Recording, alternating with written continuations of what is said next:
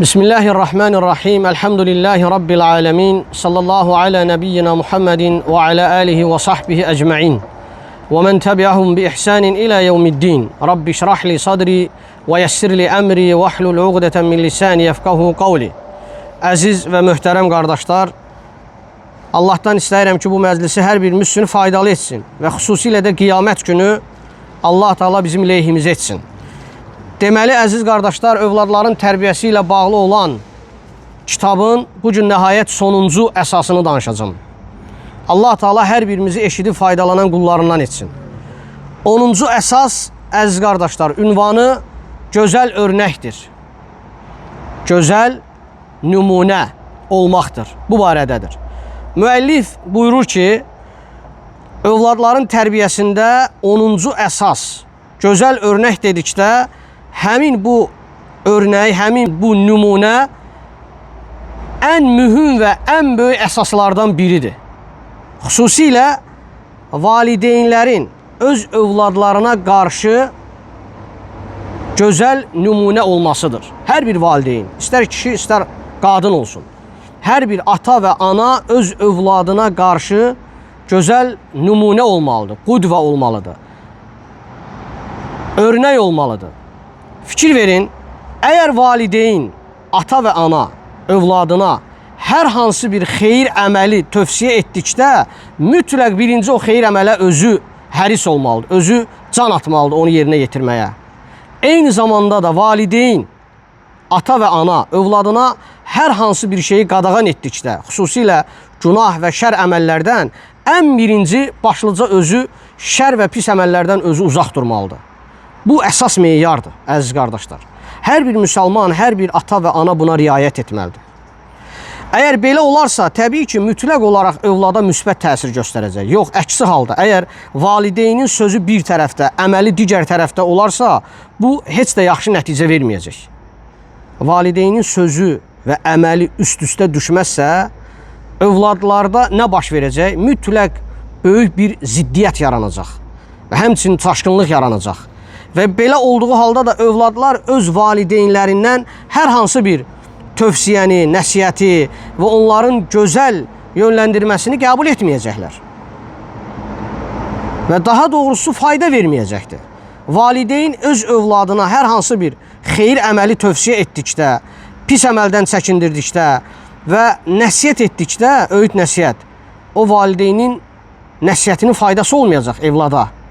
Keçərsiz olacaq. Niyə? Çünki əgər sözü ilə əməli üst-üstə düşmürsə, özü etdiyi əməllərə riayət etmirsə, yəni xeyir əməlləri özü birinci etməyib və eyni zamanda şər əməllərdən çəkinmirsə, yəni sanki evladına bu nəsiyyətlər boş yerədir, əbəs yerədir. Ona görə də burada müəllifin də söylədiyi odur ki, mütləq valideyn əgər bir şeyi evladına tövsiyə edirsə, hər hansı bir şeyi əmr edirsə, buyurursa, tövsiyə edirsə, yaxşı əməli, xeyir əməli özü birinci ona əməl etməlidir.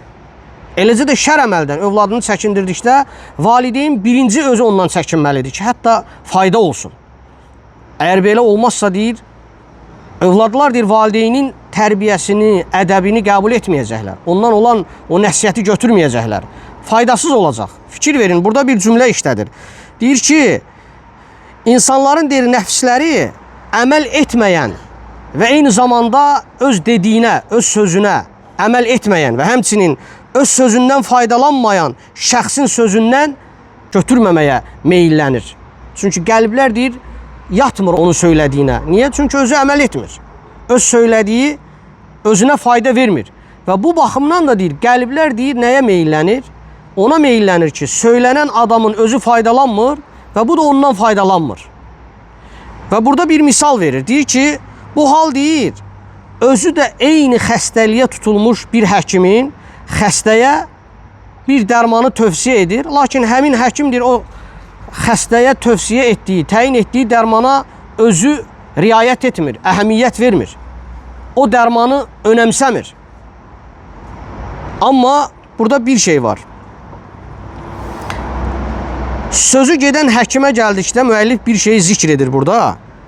Hətta deyir, qeyd olunan o həkim deyir ki, nəsiyyət etdiyinə özü əməl etməyənin halından daha yaxşıdır. Niyə? Əgər həkim deyir, hər hansı bir dərmanı tövsiyə edir, özü əməl etmir ona, o dərmana əhəmiyyət vermir, ola bilər həmin həkimdə o dərmanı əvəz edən bir dərman olsun, başqa bir dərman. Və yaxud da ki, deyir, ola bilər o dərmandan deyir, o dərman vasitəsilə deyir, müalicəni tərk etsin. Və yaxud da ki, deyir, ola bilər ki, deyir, təbii yolla deyir, sağalmağı nəzərə alsın həkim və s. kimi. Amma deyir, nəsihət edənin halı fərqlidir. Fikir verin, nə üçün fərqlidir? Çünki yəni onun nəsihət etdiyi yol məhz qurtuluşun yeganə yoludur. Yəni bir adam nəsihət edirsə, deməli həmin o nəsihət nəyin göstəricisidir? Elə bir nəsihətin yolu ancaq deyir, yeganə olaraq qurtuluşu təyin edən bir yoldur. Yəni onu əvəz edən heç bir şey yoxdur. Və ona da ehtiyac olduqca mühümdür və əsasdır, qaçınılmazdır. Və ona görə də burada müəllif zikr edir ki, yəni nəsihət edən mütləq öz nəsihətinə əməl etməlidir. Əgər əməl etmirsə, onun heç bir faydası olmayacaq. Necə ki, Şuayb aleyhissalam da bu halı qınıyır. Xoşagəlməz olaraq zikr edir öz qövmü barəsində. Fikir verin, Allah Teala Quran-ı Kərimdə bildirir Hud surəsində. Şuayb aleyhissalam öz qövmünə belə deyir. وَمَا أُرِيدُ أَنْ أُخَالِفَكُمْ إِلَى مَا أَنْهَاكُمْ عَنْهُ. Diqqət edin, nə deyir? Deyir ki, mən sizə qadağan etdiyim şeyi özüm ona müxalif olaraq onu yerinə yetirmirəm. Yəni sizə müxalif olaraq mən sizə qadağan etdiyim şeyi yerinə yetirmirəm. O şeyi ki, mən sizə qadağan edirəm, ona əməl etmirəm. Bu nəyi göstərir? Yəni insan əgər bir şeyə insanları xeyir əmələ, eyni zamanda şər əməldən çəkindirirsə, mütləq birinci deyir, onu özü əməl etməlidir. Necə ki, burada müəllif sələflərin sözünü gətirir. Və ümmətin dahi alimləri, sələflərin bəzilərindən də bu barədə əsərlər varid olur. Necə ki, demişlər ki, əgər deyir, sən istəyirsənsə, səndən hər hansı bir xeyir əməli qəbul etsinlər, eyni zamanda da dediyin şər əməldən çəkinsinlər, o zaman deyir, sən insanlara hər hansı bir xeyir əməli tövsiyə etdikdə, əmr etdikdə, birinci özün onlardan ol. Bir şeyi ki, insanlara tövsiyə edirsən, əmr edirsən, ən birinci əməl edən sən özün ol. Eyni zamanda da, əgər sən deyir, insanlara hər hansı bir şeyi qadağan edirsənsə, çəkindirirsənsə, istəyirsənsə, səndən qəbul etsinlər, o zaman deyir, o şər və günah əməldən çəkinənlərdən ən birinci sən özün ol. Bu meyardır, əziz qardaşlar. Və diqqət edin, burada müəllif bir beyt gətirir, şeir. Şeirin məğzini danışacağım. Müəllif burada gətirir ki, şeirdə belə deyilir. Deyir ki, ey başqalarına təlim keçən şəxs, yəni başqalarını öyrədən, başqalarına nəsihət edən, müəllimlik edən, tövsiyə edən şəxs, deyir, olmazmı ki, bu təlimi, bu öyrətdiyin nəsihəti ən birinci deyir, sən öz nəfsinə edəsən. Yəni, birinci öz nəfsindən başlayasan. Sən deyir, xəstənin sağalması üçün deyir, dərman təyin edirsən, lakin deyir, özün həmin xəstə kimi əziyyət çəkirsən xəstəlikdən və hər gecə deyir, xəstə halında deyir, gecələyirsən. Yəni, şeirin məğzini söyləyirəm. Və deyir ki, sən başqalarına bir şeyi qadağan etdikdə, çalış, özün onu etmə. Yəni, bir şey ki, insanlara qadağan edirsən, ən birinci sən özün onu tərk et. Əgər sən bunu etsən, hansı ki, qadağan etdiyin əməli özün etsən, o zaman bu sənin üçün böyük bir utanc verici hal olacaqdır. Fikir verin. Həqiqətən şeirin mənaları çox gözəldir.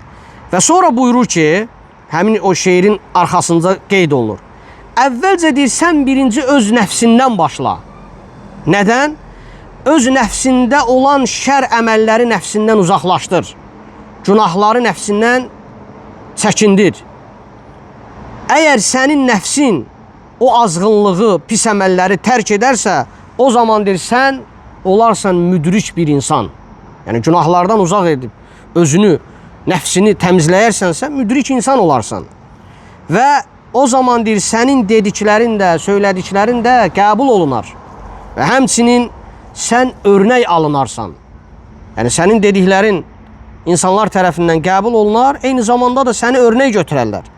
Və beləcə deyir, sənin həm sözün, həm təlimin, həm nəsiyyətin deyir, fayda verər insanlara. Yəni burada bu şeirin məğzi bundan ibarət idi ki, yəni insan əgər xeyir əməli tövsiyə etdikdə, şər əməldən çəkindirdikdə mütləq birinci ona özü əməl etməlidir. Ona görə də əziz qardaşlar, mövzu nədən ibarətdir? Valideynin övladına nəsiyyətindən, valideyn övladına gözəl örnək olmalıdır, nümunə olmalıdır. Hər bir müsəlman kişi, ata və ana istəyirsə evladı yaxşı olsun, salih olsun, günahlardan uzaq olsun, mütləq birinci özünün nəfsini islah etməlidir. Günahlardan özü çəkinməlidir. Hətta Allah Teala müvəffəq eləsin, onun sözünə bərəkət versin ki, övladı da o günahlardan uzaq olsun. Eyni zamanda Allahın əmrlərinə riayət etsin ki, hətta onun sözündə fayda olsun. Övladı da Allahın əmrlərinə riayət etsin. Belə olmasa, əziz qardaşlar, övladlar yaxşı olmayacaq. Müsəlman buna riayət etməlidir. Hər bir müsəlman, ata və ana. Baxın, cəmiyyət nə vəziyyətdədir? Biz bu cəmiyyətin içində yaşayırıq və halından xəbərimiz var. Biz dindən uzaq toplumu demirik. Təbii ki, halları içində yaxşı olanlar da var, pis olanlar və bərbad olanlar da var. Amma müsəlman şəxs, iman gətirmiş şəxs, ata və ana mütləq öz övladının salih böyüməsi üçün, yaxşı böyüməsi üçün bunu nəzərə almalıdır. Özünü düzəltməlidir, özünü islah etməlidir və hətta övladını da islah edəndə faydası olsun. Çünki cəmiyyətə xeyirli, faydalı insanlar yetişdirmək lazımdır.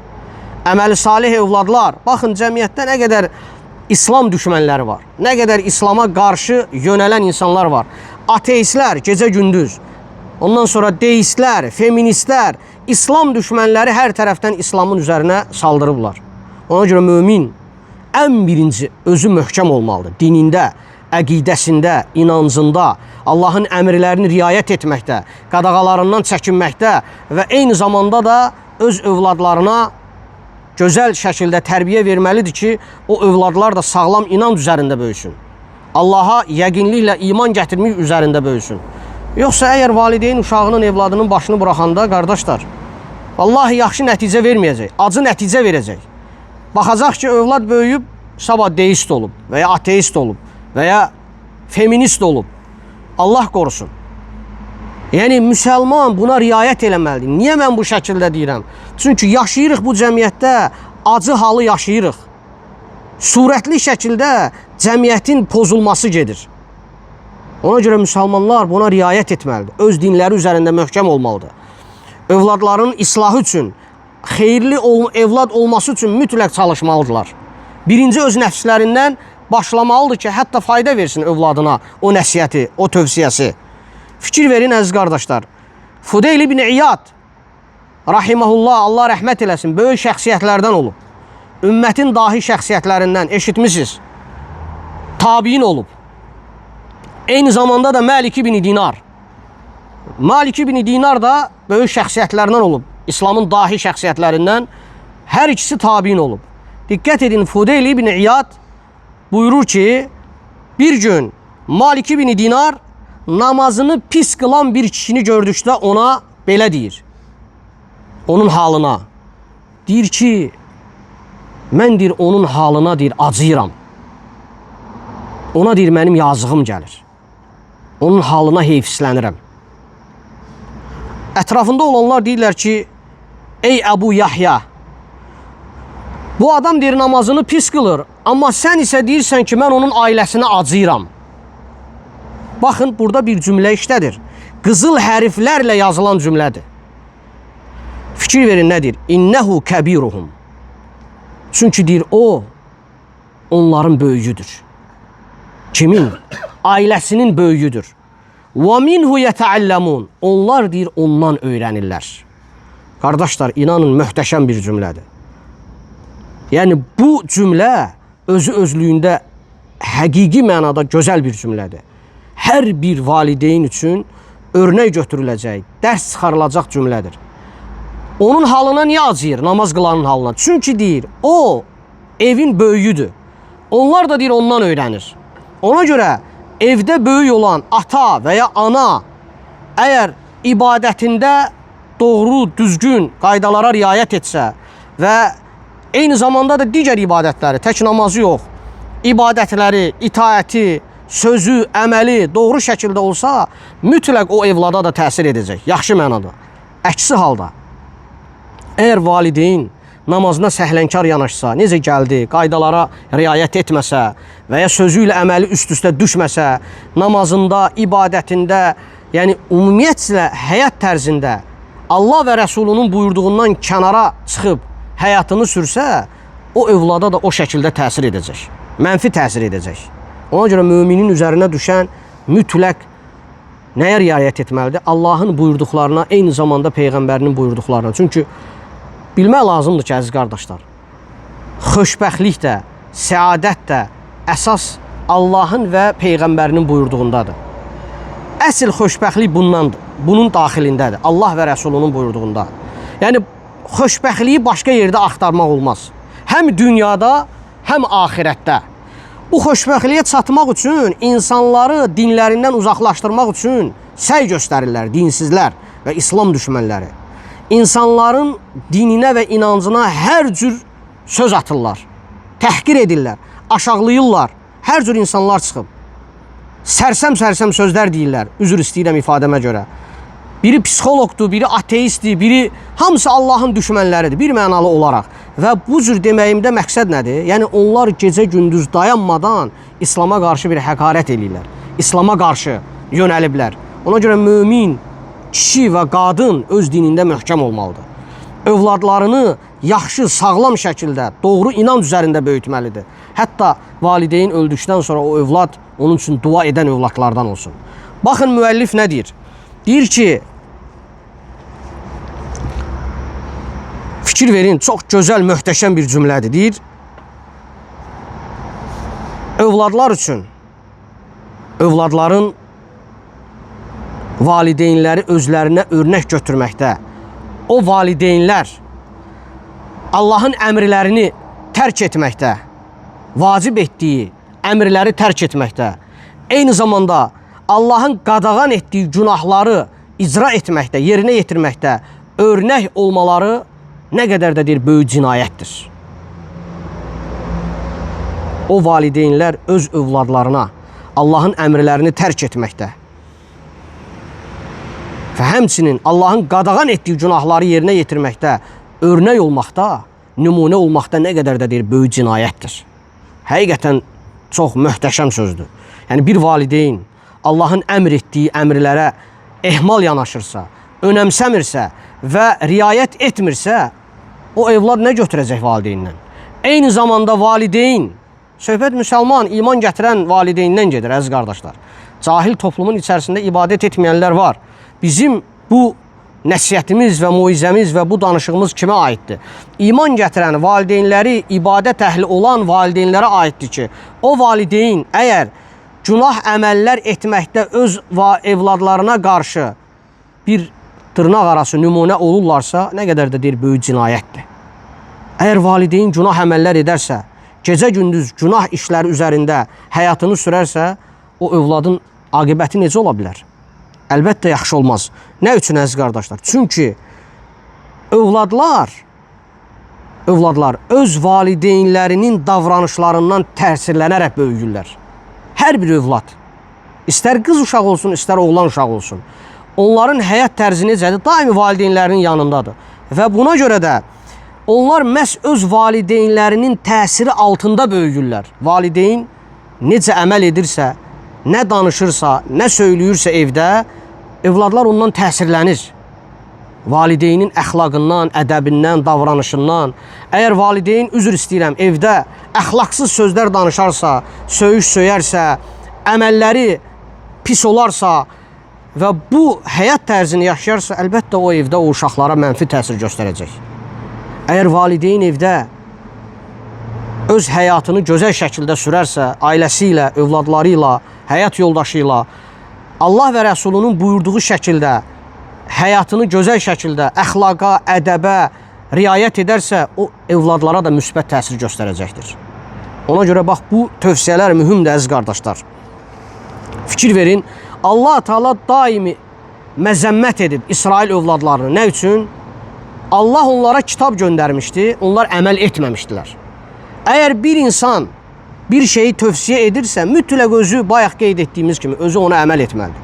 Təsəvvür edin, Allah Teala 7 qat səmanın üzərindən kitab göndərir, Tövratı İsrail oğullarına. İsrail oğulları neynir? İnsanlara həmin kitabı oxuyur, ancaq özləri ona əməl etmirlər. Allah Teala onları qınıyır, məzəmmət edir.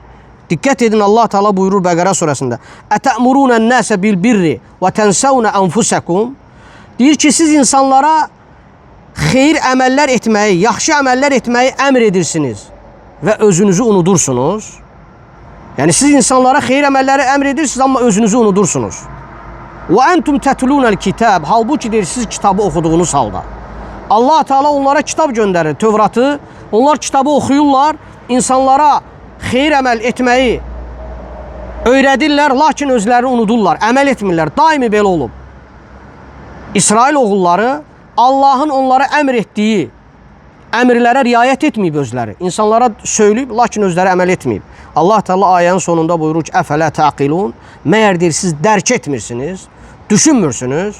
Ona görə əziz qardaşlar, hər bir mömin, hər bir insan, yəni iman gətirən insan, kişi və qadın, mütləq nəyi əməl edirsə onu söyləməlidir. Əməl etmədiyi bir şeyi söyləməsi Allah tərəfindən məzəmmət olunmuşdur. Allah Teala iman gətirənlərə buyurur: "Ya eyyuhellezine amanu." Ey iman gətirənlər, "Limə təqulun ma la təf'alun." Nə üçündür siz etməyəcəyiniz bir şeyi söyləyirsiniz? Fikir verin. Nə üçün etməyəcəyiniz bir şeyi söyləyirsiniz? Ona görə Allah Teala burada sual şəklində verməsinin məqsəd nədir? Yəni siz etməyəcəyiniz bir şeyi söyləməyiniz nədir? Heç bir faydası yoxdur. Hətta ayənin ardında Allah Teala bildirir ki, biz sizin belə söyləməyiniz Allahın dərgahında böyük bir qəzəbə səbəb ola bilər. Necə ki Allah Teala buyurur: "Kəbura məqtan indallahi en təqulu ma la təf'alun." Fikir verin. Sizdir etməyəcəyiniz bir şeyi söyləməyiniz Allah yanında böyük bir nifrətə, buğza səbəb ola bilər. Ona görə əziz qardaşlar, hər bir valideyn, hər bir ata-ana övladının yaxşı olmasını istəyirsə, mütləq özü birinci gözəl örnək olmalıdır. Özü gözəl nümunə olmalıdır. Necə gözəl nümunə? Allahın və Rəsulunun buyurduğuna gözəl şəkildə riayət etməlidir. Günahlardan çəkinməlidir. Nəfsini pis əməllərdən uzaq tutmalıdır. Allahın buyurduğu kimi əxlaq və ədəb çərçivəsində yaşamalıdır. Evində, ailəsində, küçədə, hər yerdə buna riayət etməlidir ki, o övladına nəsihət edəndə də o övlad ondan götürsün. Bax, beləcə əziz qardaşlar, hər bir mömin, kişi və qadın buna riayət etməsi lazımdır. Birinci öz nəfsini islah etməlidir, özünü düzəltməlidir. Sonra da Allaha dua edərək övladlarının xeyir əməl üzərində böyüməsi üçün və həmçinin onlara gözəl tövsiyələri davamiyyətli şəkildə etməlidir. Burada əziz qardaşlar, müəllifin övladların tərbiyəsi ilə bağlı olan mövzunun 10-cu əsası sona çatdı. Və bundan sonra müəllifin son sözü gəlir. Bu son sözü özü də ayrıca bir dərsdir. Ayrıca bir uzun bir dərsdir və burada saxlayıram. Allah Teala hər birimizə xeyirli ömür bəxş etsin. Növbəti günlərdə həmin o son sözü davam edərik. Uca Allahdan istəyirəm ki, Allah Teala bizim günahlarımızı bağışlasın. Allah Teala bizim valideynlərin də günahlarını əff eləsin.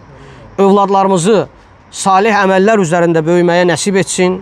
Allahdan diləyirəm ki, bizim cəmiyyətimizi islah etsin. Övladlarımızı, zürriyyətimizi sağlam və salih əməllər üzərində böyütsün. Allah Teala hər birimizə iman üzərində yaşayıb, iman üzərində ölməyi müvəffəq etsin. Sallallahu alə nəbiyyina Muhammedin və alə alihi və sahbihi əcma'in. Subhanək Allahumma və bihamdik. Əşhədu ən la ilahə illə əntə. Əstəğfiruka və ətubu iləyik.